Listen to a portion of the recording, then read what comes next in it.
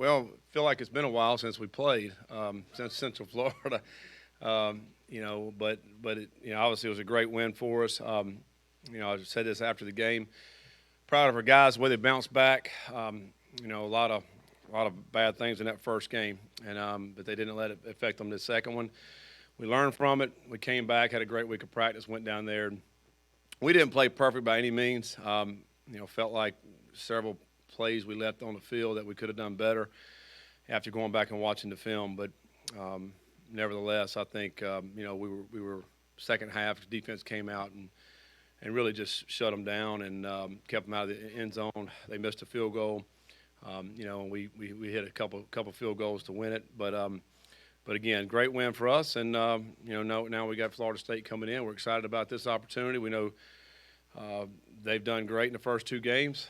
Big win against LSU, and they playing well. I think Jordan Travis is playing very poised, throwing the ball good.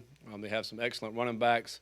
Offensive line seems to be better this year, a year older. I think better there, and they got some transfer wide receivers, big wide receivers. I think one of them 6'7", 230. Even their slot receiver is kind of a muscle-bound slot receiver. Physical players out there, and defensively got some experience back. Both safeties I think are really good players. Both D tackles really big, over 330 and 318. There on the inside, and then impact transfer at defensive end for them. Number 5, I think his last name's Verse. Very good player, and impacted the game. I think he had a blocked field goal against LSU, had a couple of sacks. He's an impact player. So, I think if you look at the special teams, man, really probably won on the game against LSU. 2 muff punts LSU had, and then they get blocked field goal and block extra point. So huge part of the game.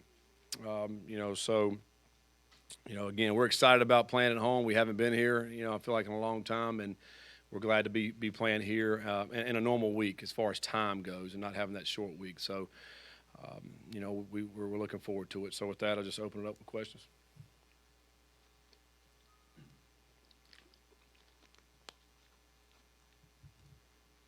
Scott, Friday night games have always been kind of a cool thing around here. Do you like those kind of games? And you've had a couple in the stadium. It does seem to get, a little crazier on Friday nights. Yeah, I mean, I like the excitement and the energy you feel, from that. If I had to pick, I'd pick Saturday night, But I think there is something special about it. The fact that, usually when you're playing on Friday night, there's not many college games that are on throughout the country.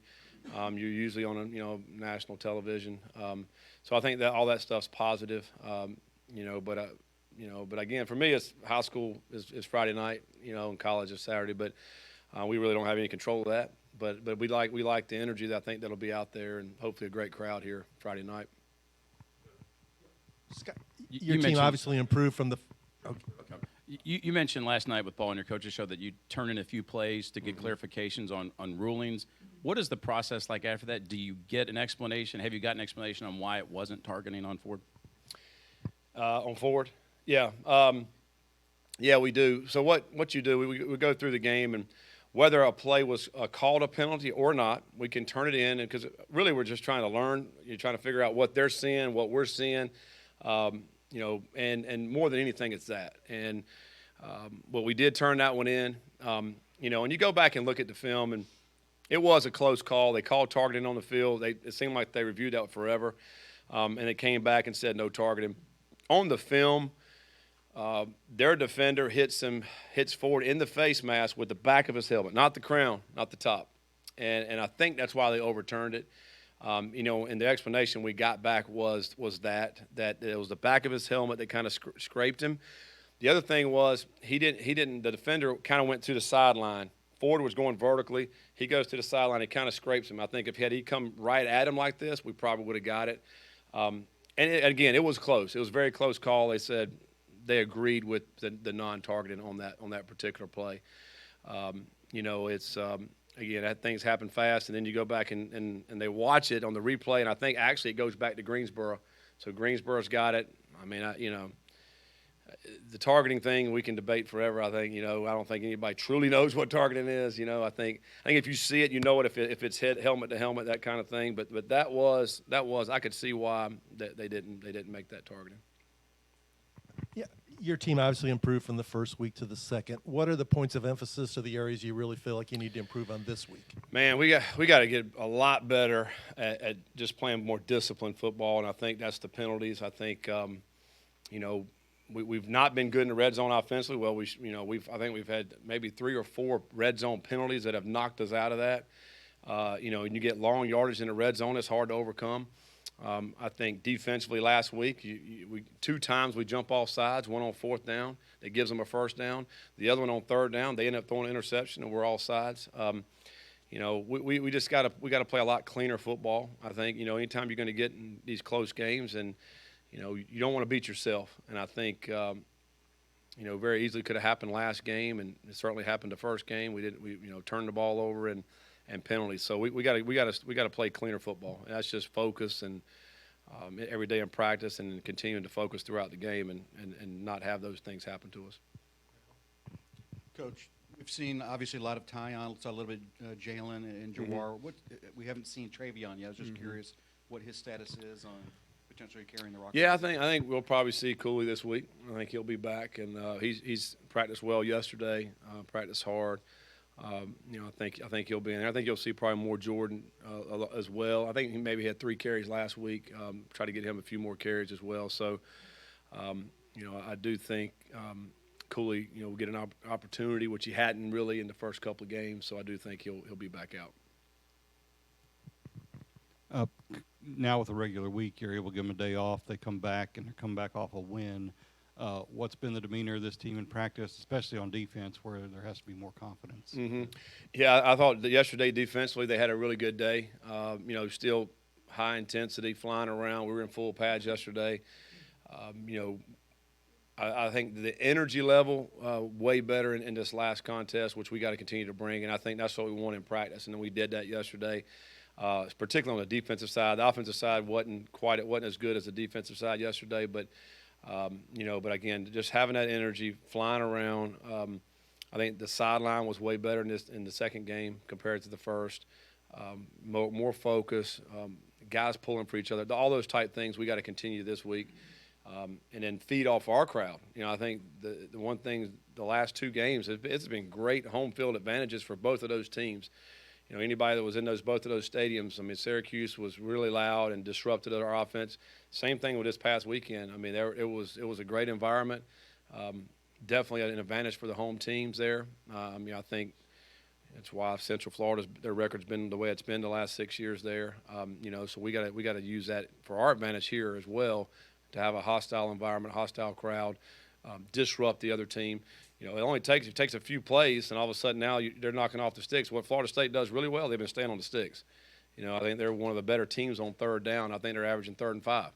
If you're averaging 3rd and 5, then you got an opportunity to pick up a lot of first downs. So hopefully we can knock them off the sticks a little bit, and hopefully the crowd here will help that out.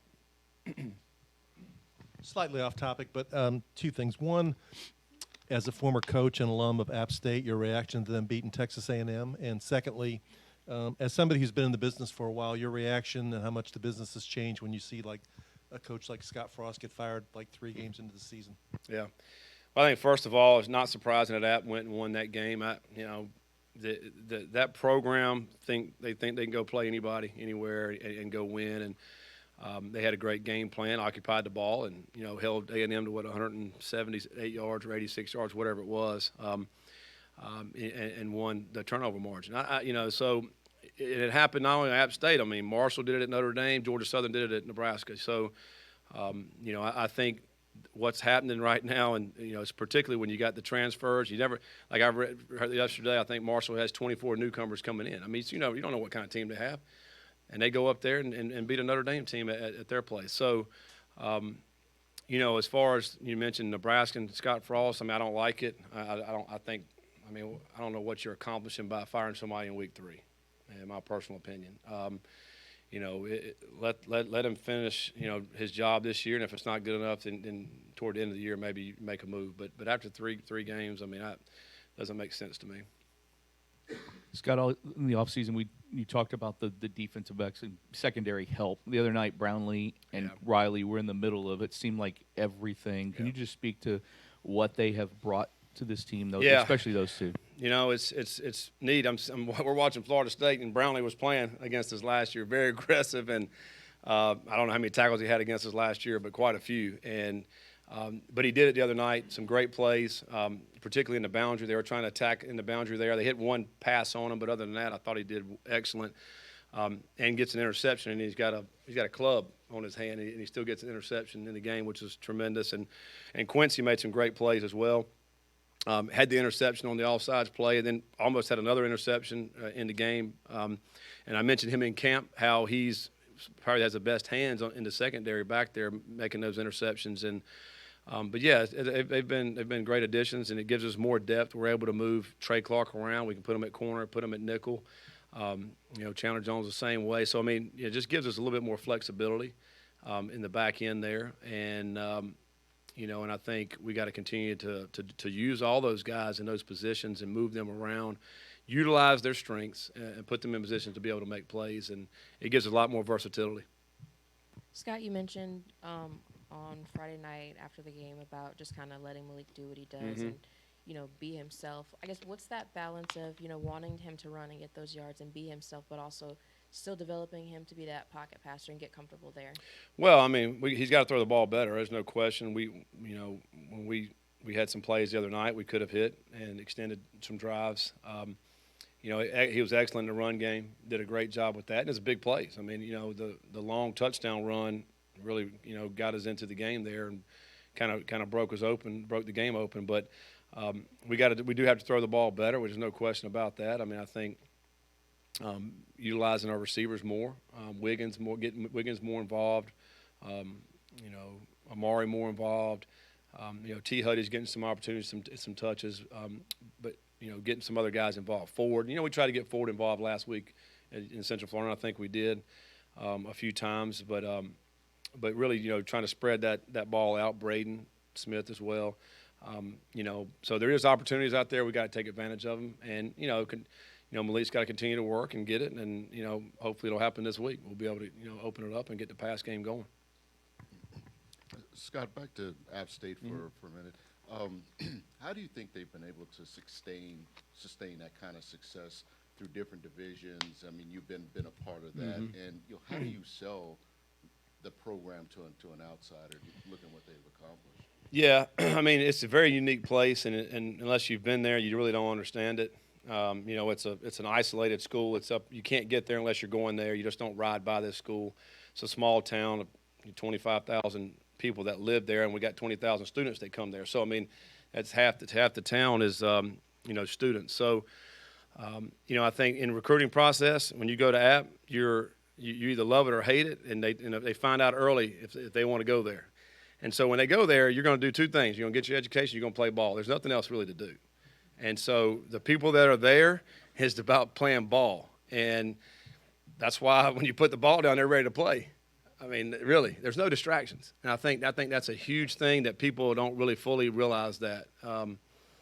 And the kids there, they play with a chip on their shoulder every day, because a lot of those kids were not recruited by the Texas A&Ms and the Michigans in the big schools, and they have something to prove every time they go out on the field. And I think that's why they've always had success there. Coach, I'm curious, which one is more difficult for you, to get guys to continue to play well or to correct mistakes? Mm-hmm. Well, I think probably just getting them to play at a high level all the time. I think because when you are having success and you're doing good, sometimes it's easy to relax and think it's just going to happen again, but it doesn't work that way. I mean, so you have to bring it every day. You have to stay focused every single time you're out there on the field, and it's because it's not just going to happen. And I think that's why we see the parity we see in college football on game days, because sometimes these guys that are 18 to 22 don't show up. Sometimes they think it's just going to happen. And then you see the upsets like we saw this past weekend, and you see a team that maybe one week will come out and look great, the next week they're a little bit flat. They don't look as good because it's hard to maintain that level of consistency every single day. So I think that's probably the hardest thing. Scott, one of the things that you have talked about just this start to the season, playing Friday game, just as you say, that tough stretch. I guess on the same token, it's been almost, 2 weeks since Florida State has played. But for you all, do you like the fact that you've been able to play this number of games, or do you think maybe more practice? Speaking of which, I guess the health of the team. Yeah, I think you'd like just to have a normal routine. You like just to have a 7-day turnaround before you play and just keep that going. Sometimes I think bye weeks can hurt, a little bit. What it does help is injuries. It does help the fact that you can stay healthy. But what's tough is when you have a 6-day turnaround in back-to-back road games. That's hard. I mean, you still feel the effects of that. But I think just your normal routine is what you like. And as far as the health of our team, I think, we're pretty solid right now, the health of the team. We came out of that game pretty healthy. Mitchell right now is a question mark. He got a lower leg injury in the game. So that remains to be seen where he's at, but he'd be a question mark. But other than that, I think we're pretty healthy. But we'll see how it goes. But again, a normal routine is good. This weekend we came back. We had, Saturday was our Sunday practice, and of course yesterday was a Monday, but it's Tuesday. I mean, we don't even know what day of the week it is, because playing these Friday games or whatever. But yeah, again, a normal week for us. But today is a Wednesday practice, and so then tomorrow's a no sweat Thursday, and then we're ready to go. So. Scott, you talked a little about their defense, but can you kind of speak to they're so big up front, and then Verse in the first 2 games has made a ton of plays, and he's not the biggest guy, but he kind of plays off those other ones. Plays big. The 2 D tackles that we played against last year, and even the backups that come in are solid. They're I don't know, 330 something and 320. What they do is create a great push right there. It's hard for your interior lineman to get off on the backers, and then their backers can run. 15 and can't remember the other number of the linebacker, maybe 7. They can run. 4, number 4. 15 and 4, and so they'll allow those linebackers to run free and go make those plays on those running backs, and that's where they're very effective. And what 5 has been able to do is cause havocs off the edge. He took LSU's tackle back in the backfield the very first play of the game. I mean, just straight back in the backfield, and then I think he had a couple sacks other than that, and then the block kick. I mean, he just plays with a lot of effort, and he has a lot of talent. It's a great pickup from Albany, where he came from, and he's an impact player, similar to what they had last year when they had the number 11 that came in from Georgia that ended up being ACC player, defensive player of the year. This guy is very good. He's a very good player. All right. Thanks, guys.